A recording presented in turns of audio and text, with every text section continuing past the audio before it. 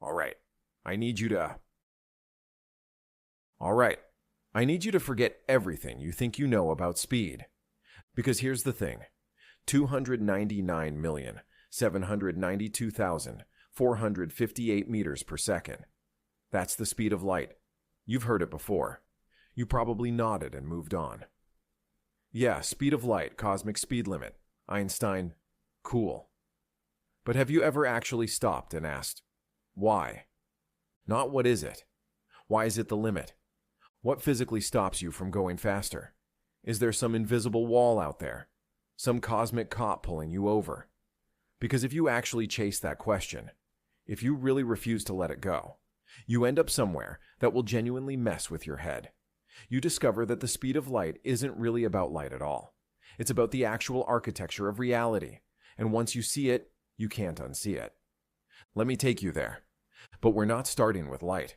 We're starting with something you've known since you were a kid. Things fall. Drop your phone right now. Actually, don't. But if you did, it would fall about 16 feet in the first second. Galileo measured that. Everything falls at the same rate. Ball. Rock. Your dignity after tripping in public. 16 feet. 1 second. Now look up. The moon. It's just hanging there. Orbiting. Not falling. Right? Wrong. It is falling. Every single second the moon is falling toward the Earth. But here's the trick. It's also moving sideways. Fast. So it falls toward us but keeps missing. That's literally what an orbit is. The most elegant miss in the universe. Just constantly falling and constantly overshooting. Forever. And this is where Newton had one of the greatest ideas any human has ever had. He looked at that moon and thought, what if the same force that makes my apple fall is the same force keeping the moon in orbit? And what if that force gets weaker with distance? Specifically, weaker by the square of the distance. So he did the math. The moon is about 60 times farther from Earth's center than we are standing on the surface. If gravity follows an inverse square law, then gravity at the moon should be 60 squared, 3,600 times weaker. Things fall 16 feet per second on Earth. So at the moon's distance, the fall should be 16 feet divided by 3,600. He checked it against the moon's actual orbit. It matched. Perfectly. Two completely unrelated facts, how fast a rock falls on Earth and how fast the moon orbits, suddenly connected by one single law. That's not just smart. That's the kind of insight that changes civilization. And Newton didn't stop there. He calculated what shape orbits should take under inverse square gravity and got ellipses. Kepler had already measured that planets move in ellipses, but he had no idea why. Newton just explained it, almost as a side effect. Then the tides. Why do we get 2 high tides a day instead of 1? Think about it. If the moon just pulls water toward it, you'd expect 1 bulge on the moon-facing side. But we get 2. Newton figured it out. The water on the near side of Earth is closer to the moon, so it gets pulled more than the Earth itself. The water on the far side is farther away, so it gets pulled less than the Earth. Earth gets yanked forward, and that far side water gets left behind. 2 bulges, 2 tides. He explained why the Earth is round. Gravity pulls everything inward. Why it's not perfectly round. It's spinning, so the equator bulges out. Why the sun and moon are round too. 1 law. Dozens of mysteries solved. And this is the pattern of science. Each answer becomes a tool that unlocks the next question. Newton called it an avalanche of discoveries. And honestly, that avalanche has been rolling for 400 years, and it's only getting faster. But here's where it gets wild. As measurements got more precise, scientists started testing Newton's law against the moons of Jupiter. They tracked those moons obsessively, predicting exactly when each one should appear and disappear behind Jupiter, based on Newton's equations. And the predictions were wrong. Not by a lot. By about 8 minutes. Sometimes the moons showed up 8 minutes early, sometimes 8 minutes late. Now most people would have panicked. Newton's law is broken. But a guy named Romer noticed something strange. The moons were early when Jupiter was close to Earth, and late when Jupiter was far away. And instead of doubting gravity, he doubted something else. He said, what if light isn't instant? What if it takes time to travel from Jupiter to us? When Jupiter is closer, the light arrives sooner. When it's farther, the light takes longer. That 8-minute discrepancy, that's the extra travel time for light. He was right. And just like that, by trusting Newton's law and refusing to throw it out, Roemer discovered the speed of light, without ever directly measuring light itself. That's the beauty of science. When one law is right, it becomes a lens that reveals something new. And this discovery, that light has a finite speed, set the stage for the single strangest realization in all. But wait, why? Why is there a speed limit at all? And here's where most explanations fail you. They say because Einstein said so, and leave it there. But there's a deeper way to see it. You think of space and time as separate things. You move through space, time passes, independent, unrelated. But they're not separate. They're one thing, space-time. And here's the mind-blowing part. You are always moving through space-time at the speed of light. Always. Right now. Even sitting in your chair. But your motion is split between space and time. If you're sitting still, all of your motion goes through time. You're hurtling into the future at maximum speed, 1 second per second. But the moment you start moving through space, you're diverting some of that motion away from time. You're now moving through space and time, which means you're moving through time slower. The faster you move through space, the slower you move through time. And there's a limit. If you move through space at the speed of light, you'd have zero motion left for time. Time would stop. That's why photons don't experience time. From a photon's perspective, it's created and destroyed in the same instant. The entire journey, even across billions of light years, takes zero time. You can't go faster than light because you can't go less than zero through time. There's nothing left to trade. That's the wall. And look, I know what you might be thinking. This is all very poetic, but is it real? It's the most tested thing in physics.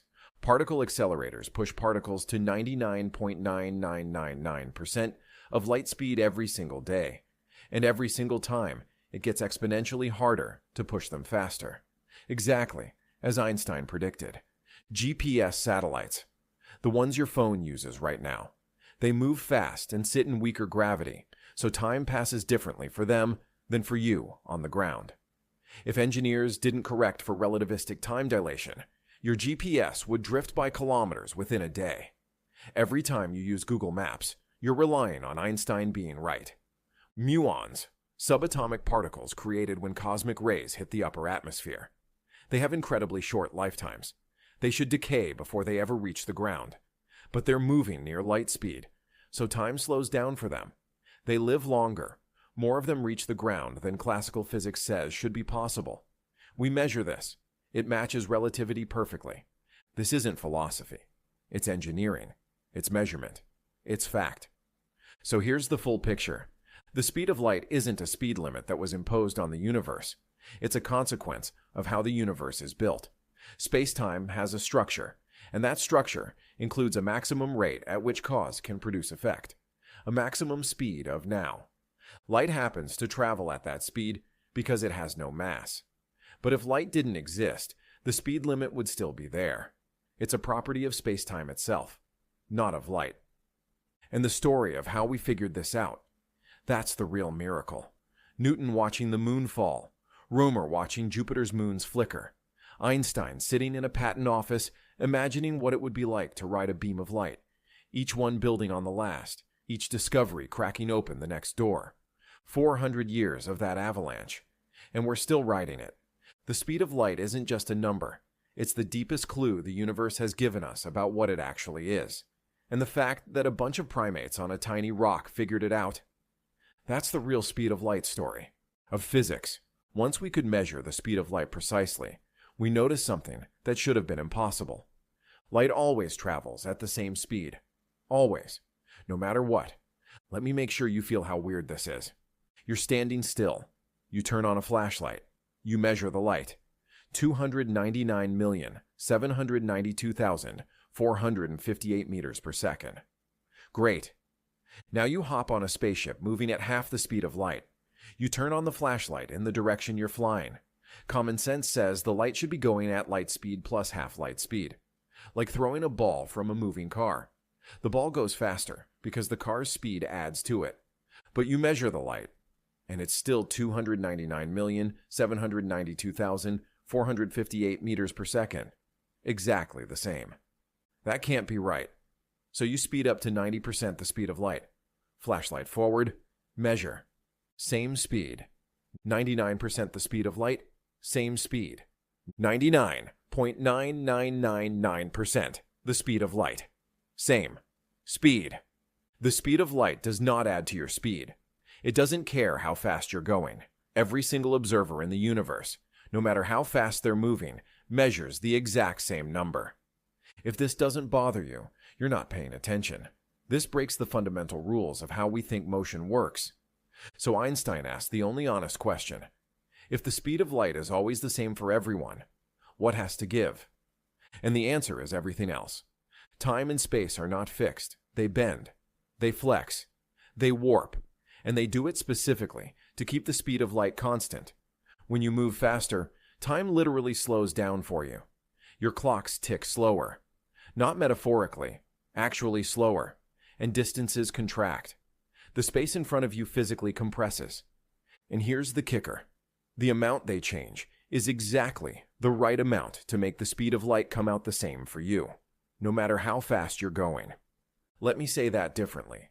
The universe rearranges time and space, bends them, stretches them, compresses them, to protect one number. The speed of light. That's how fundamental it is. Reality itself reshapes around it. Now what happens if you try to actually reach light speed? You accelerate. You get faster. But the closer you get to the speed of light, something strange happens. It gets harder. Not because your engine is weak, not because you ran out of fuel, but because you become harder to push.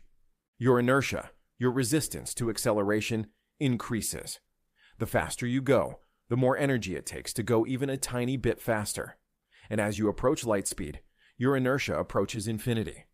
To actually hit the speed of light, you'd need infinite energy, which doesn't exist, so you can't get there. Not because of some rule someone made up, because the geometry of space-time literally won't allow it. Light travels at that speed because photons have zero mass. They must move at that speed. They have no choice. But anything with mass, you, me, a spaceship, a grain of sand, can get arbitrarily close, but never quite there.